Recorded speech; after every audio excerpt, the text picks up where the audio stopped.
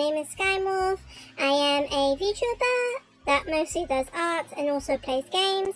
I try to stream every Friday, Saturday and Sunday.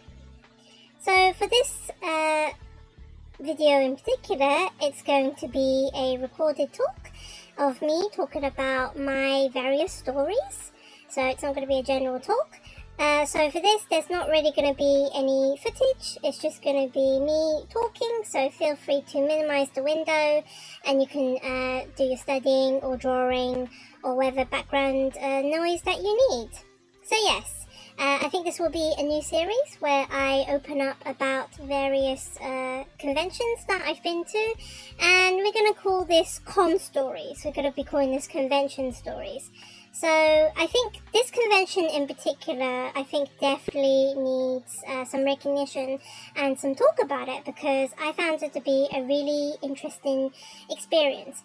I think in another video I'm going to be talking about just general conventions that I go to. So it will not be, this video is not going to be talking about me going in conventions in general, but I will talk more a little bit about the con, like how the con atmosphere is like in London, because I live in London, so I am able to go to these conventions with relatively ease.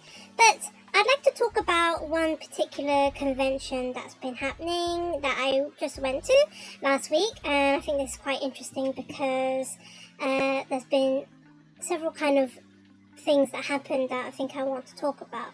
So without further ado, yes, here is my con stories. So yes, recently on a Saturday I went to a particularly new con that got advertised in another con that I went to, and it's called Doujin London.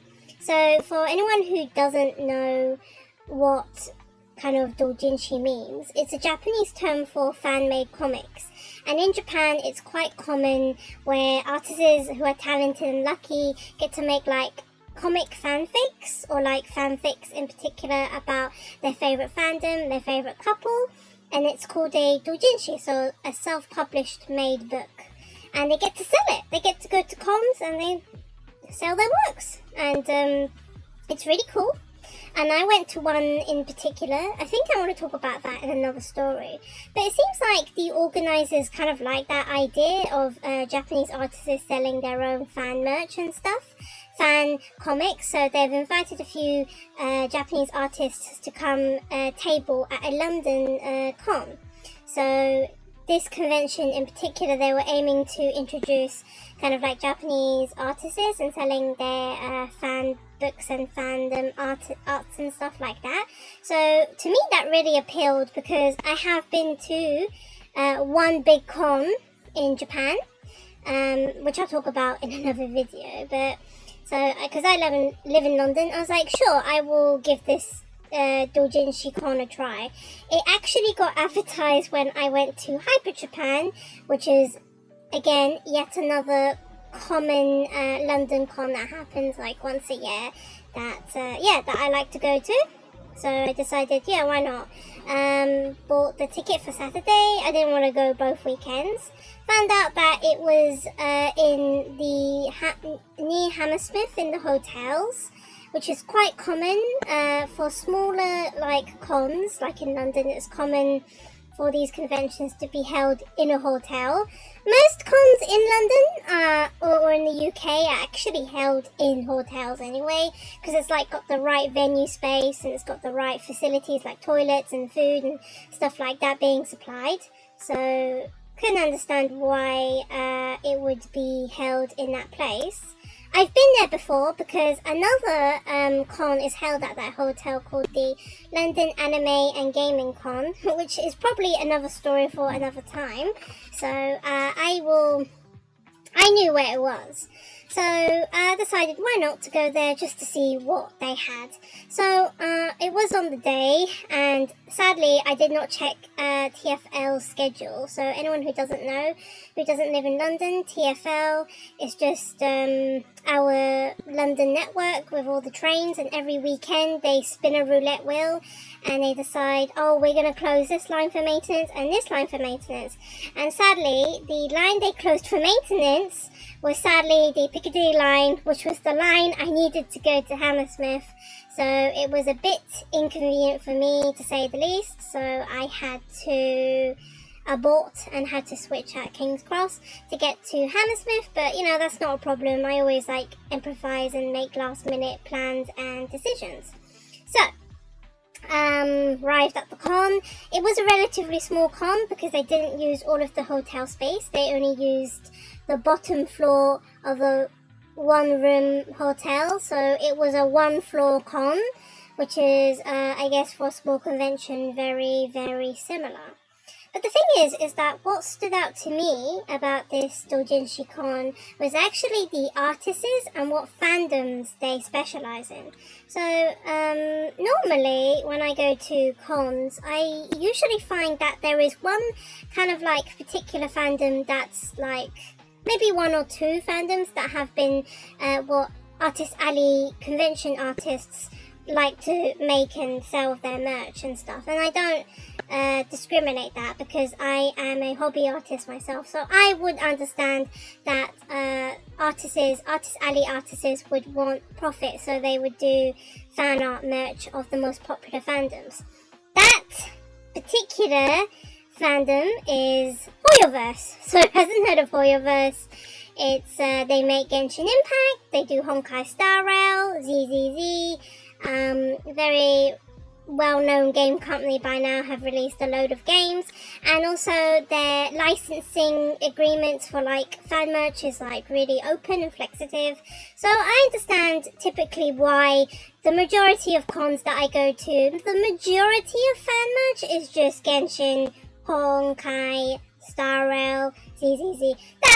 That makes sense. Like, yeah, you know, that works out for like because a lot of people play Genshin, a lot of people play Honkai Star Rail.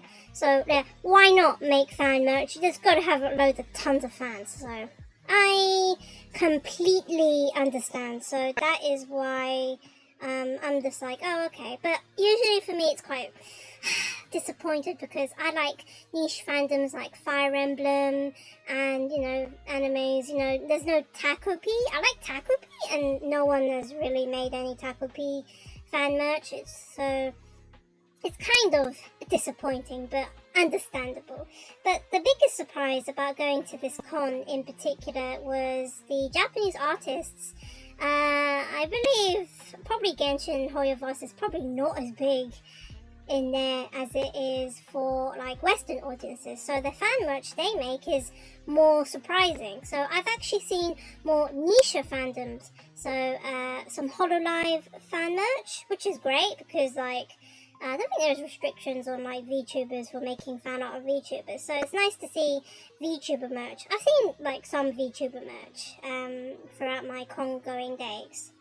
But also something else I didn't realise that was way bigger in Japan than in the Western world is a certain game called Touhou. So I'm sure most of the internet people or watchers or goers know what Touhou is. Like, I will quickly summarize what Touhou is. It's a Japanese series made by one guy, so it's like a doujinshi game similar to like Undertale. But it's like a shooter where you play various girls and you're shooting enemies down, and it's like a bullet hell shooter, and it's a very long-lasting fan tradition in Japan. It's Touhou is so big in Japan that they have their own con day or con festival convention dedicated just to Touhou. It's just dedicated to Touhou. You won't see anything else there. Someone in my family likes Touhou, so that's kind of how I know about Touhou, but the biggest surprise was going to the Doujin Con London is seeing Touhou merch, fan merch for sale, because whenever I go to any Western cons recently, I've seen zero Touhou, none, nothing. Like, so to come to a con where you actually get to see Touhou merch and buy it, it's like even just rarer. So I couldn't help it. I kind of bought like a t-shirt and glasses cases and some buttons because Touhou really doesn't come around often for me. Even though I'm not like a big fan of Touhou, but it was nice to see. But then to make things more surprising, I saw even more niche fandoms that I would never see in Western cons. One artist was selling Higurashi no Kokoro ni, so Higurashi when cicadas cry. The fan art of Higurashi. Now, how old is Higurashi? It's pretty old. Also, a Doujin visual novel made in Japan, murder mystery, well-known anime series by Studio Dean, you know. So I've, like, in my years of going to cons, I've never seen Higurashi fan merch, ever. Never. And here, I go to Doujin Con, and it's just there, in front of my eyes. And another niche fandom is Lucky Star. Like, I know Lucky Star was kind of big back then, but when I ever go to cons, I've never seen much fan merch for it. So it feels like these days, Western conventions are just run by Hoyoverse. That's how I summarize it. It's like when I say to my sister, what is this? Is this Chinese con? Am I going to a Chinese con? Because, you know, Hoyoverse is Chinese. Nothing wrong. I've played Genshin before, so I have Genshin merch myself. I have some Genshin fan merches. I have some favorite playable characters as well. But it's so nice to go to a con in the UK and there's just not much Genshin. Like more Umamusume, which is great. Some Hoyoverse, some more Umamusume. Less Hoyoverse. More Hololive. And Toho. Wow, so that was a really refreshing con to go to. Of course, there was like the Western artists that come around and they do like the free run and the typical games. Maybe a teeny bit of Genshin, but then the thing is also I also found an artist who was just selling Attack on Titan fan merch of just Eren and Levi, and that was it. That's all they were selling, like nothing else. And it's quite nice because again, I mean, Attack on Titan is still popular, but just to sell Attack on Titan stuff, again, like rare for me. So that was the big draw of going to this Doujin Con, is that you get to see fandoms that you normally don't see in the West, that's more popular in Japan. It was great getting Umamusume merch and getting Toho merch, and so it was a very nice little con.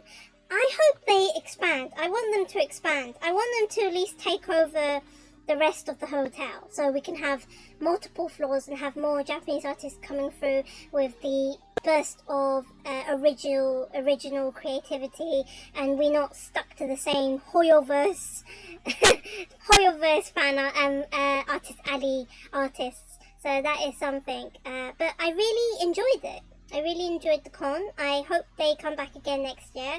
I hope they expand and have more floors and invite more artists. That is what my wish is. But the interesting thing is that I've noticed that Doujin London is very artist friendly.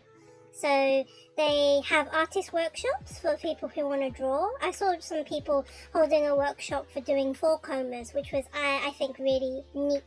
But also they had a table full of paper, and of course it's like a doodling table, so you can doodle whatever you want. And I kind of went through the table, and I knew just from looking at the table we had some other fellow artists, because I saw some talented doodles on the table. I mean, for me, I also drew like my own persona to advertise myself, get myself out there. But the interesting thing was when I was there and I was drawing, I was eavesdropping because I am a nosy girl, and I kind of overheard this guy talking to the moderator of the table, and I think the conversation went like this. He was like, oh, hello there, I believe you're this person, and the other moderator was like, that's right, and the guy was like, oh, I need your help. And the moderator was like, yes, what do you need help with? And he's like, well, I can't draw. It's like, can you teach me how to draw? And the moderator was like, well, can you draw a smiley face? And the other guy was like, yeah. And he's like, well, you can draw. And I was like, wow, that's a great way to teach someone their confidence in no drawing and whatever. And when I was bypassing through a panel, another guy was like on the panel, like talking to Japanese artists. It's like, oh, I can't draw. And I was like, do you really need to speak out, like, if you can't draw? And it kind of made me think about, like, if people can't draw, what's the best advice to give? And seriously, if like you're a person that is not interested in drawing and has no time to draw and doesn't want to draw, I won't judge you. We've got plenty of people who are like that. You know, my parents are like that, my sister's like that, my other family member is like that. They just don't have time for drawing. They're not interested in drawing. They'll be like, oh, that's nice, I can't draw. But, you know, I can tell that they're not interested in drawing. And fair play. Oh, fair play to you. Like, if you can't draw, you can't draw. So I won't judge you there. But the thing is that if you have like really people who are interested in drawing, so they'll be like, oh, I kind of want to draw, and but I don't know where to begin. And they feel like art is like a gatekeeping. Some people are gatekeeping people from learning art. It's like not the point of that. The thing is about art is that, how can you gatekeep art? It's like, if you're interested in doing art, right? If you want to learn how to draw, you start from the beginning.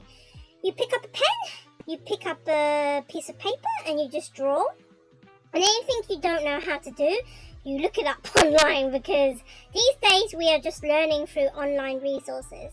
So that is honestly, like, from a point of view of a hobby artist of 10 years plus or something, my honest advice for anyone who wants to draw or is interested in drawing, please just pick up a pencil, like put your paper down and just like draw. Just the more you do it, the more quicker and better you get at it, I promise. Just if you don't know how to do something, look it up. Look up how to draw a face, look up how to draw eyes, look up how to draw a nose, look up how to draw an anime or realism. There's kind of like online tutorials for everything, and you practice. You practice, you set aside some time and you practice, and then eventually, the more you do it, the more you get used to it. It's kind of like learning how to drive, learning how to ride a bike, learning how to do things. It's just teaching yourself how to do it, and you just do it. So it's like, I don't think it's impossible for people to learn. I mean, even for me, like when I was learning how to be a barista, it's like not impossible. Kind of, you can start whenever. I mean, the more you do it, the more you get better at latte art, in my opinion. So the same applies to art. So anyone who's aspiring to be an artist or anything, just begin.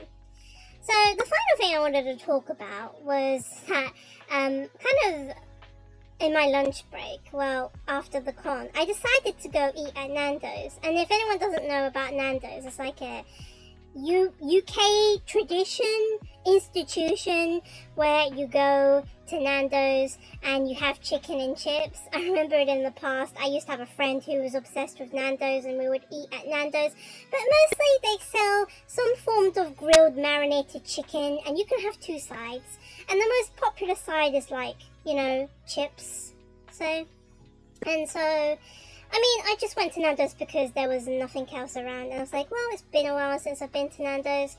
But I didn't order chips. I had like a barbecue chicken, and I had a side of mashed potato and mac and cheese, and it was really good. It really made me full. The price was pretty good. They have unlimited bottomless drinks where you could give you a cup and you can go abuse the drink machine, and they had free drinks.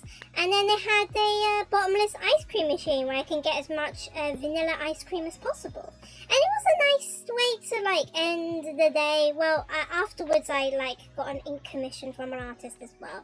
But that's for another story. So yeah, I'd say generally Doujin was fun. I think I really liked it. I would give it like, you know, 7 out of 10.